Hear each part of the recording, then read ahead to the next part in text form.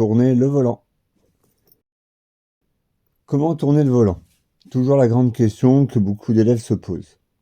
Dans cette vidéo, je vais vous expliquer ma manière de l'enseigner. À vous de voir par la suite quelle technique vous conviendra le mieux. Au sommaire de cette vidéo, en ligne droite, en courbe, dans un virage, dans un tournant, ou comme on l'appelle souvent, comment faire chevaucher les mains sur le volant. Une phase de démonstration, mon astuce à la fin. Position des mains sur le volant. En ligne droite. En ligne droite, on va laisser ses mains dans la partie supérieure du volant pour pouvoir le manipuler correctement. On tient le volant en mettant ses pouces sur la couronne du volant et non à l'intérieur. Les mains à 9h15, une bonne stabilité et pas trop d'amplitude. Les mains à 10h10, les majeurs au niveau des coutures, plus d'amplitude mais pas assez de stabilité. Et de plus, la manipulation des commandes de clignotant et d'essuie-glace n'est pas facile car moins accessible. Trop serré et les pouces à l'intérieur, on a tendance à s'accrocher au volant et la manipulation est moins fluide, moins souple. Dans le cas inverse, les mains trop hautes sur le volant, vous n'aurez pas de stabilité et un léger mouvement à gauche ou à droite fera bouger beaucoup le véhicule. Les mains trop basses sur la couronne, on ne pourra pas intervenir correctement sur son volant car on va perdre du temps pour remonter ses mains avant de pouvoir le manipuler comme il faut. Une courbe. Pour manipuler le volant dans une courbe, on va, sans bouger les mains du volant, faire moins d'un quart de tour à droite ou à gauche. Virage à droite. Pour le virage à droite, c'est la main droite qui va monter au sommet du volant pour tirer et faire un quart de tour. Pour le retour, c'est la main gauche qui va monter au sommet du volant pour tirer et refaire un quart de tour. Virage à gauche. Pour le virage à gauche, c'est la main gauche qui va monter au sommet du volant pour tirer et faire un quart de tour. Pour le retour, c'est la main droite qui va monter au sommet du volant pour tirer et refaire un quart de tour. Pour le retour du volant, il est plus facile de le laisser glisser. En fonction de votre accélération et de votre vitesse, le volant reviendra tout seul. Il faut juste maîtriser son retour avec vos doigts.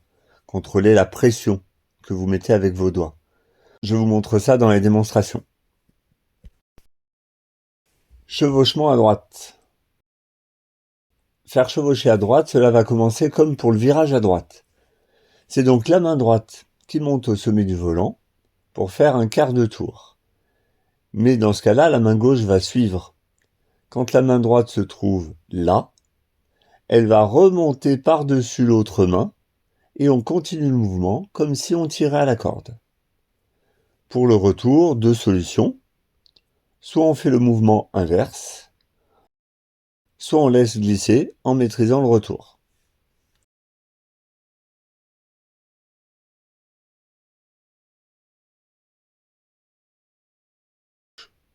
Chevauchement à gauche.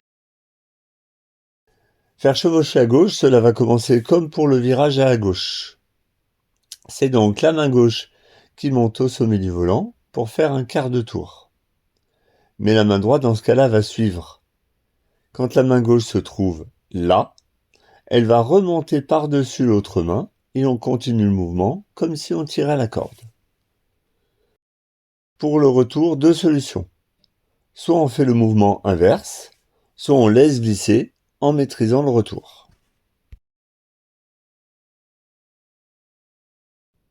Des mauvais gestes, encore. Trop crispé. Les mains trop basses sur le volant, ou alors trop hautes. Démonstration. Pour cet exemple, courbe à gauche, courbe à droite, parce qu'il y a des stationnements quinconces sur la chaussée. il suffit de faire donc une courbe pour se décaler sans bouger les mains du volant, légèrement à gauche et légèrement à droite pour revenir.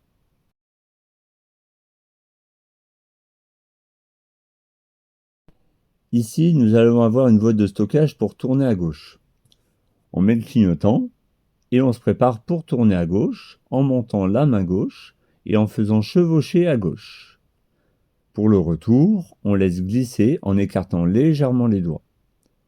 Mais on garde le contrôle quand même pour la trajectoire.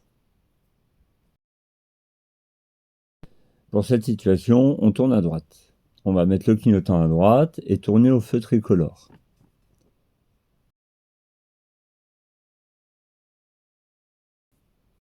Je vous mets l'attente au feu en accéléré. Il faut préparer le chevauchement à droite. On tourne en positionnant son regard et on lève les yeux pour le retour du volant.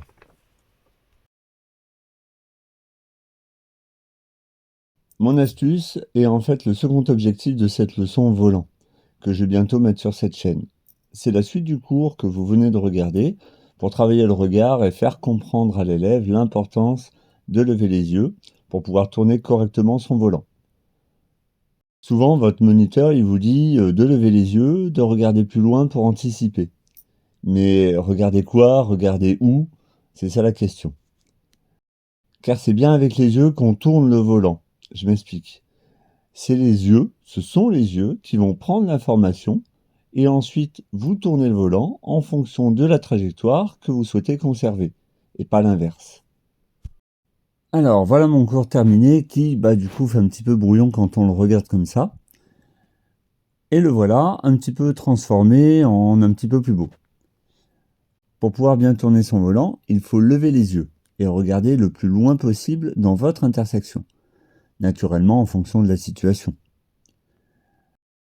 Avec cette information, on va pouvoir analyser son intersection et voir s'il s'agit d'une courbe, d'un virage ou d'un tournant.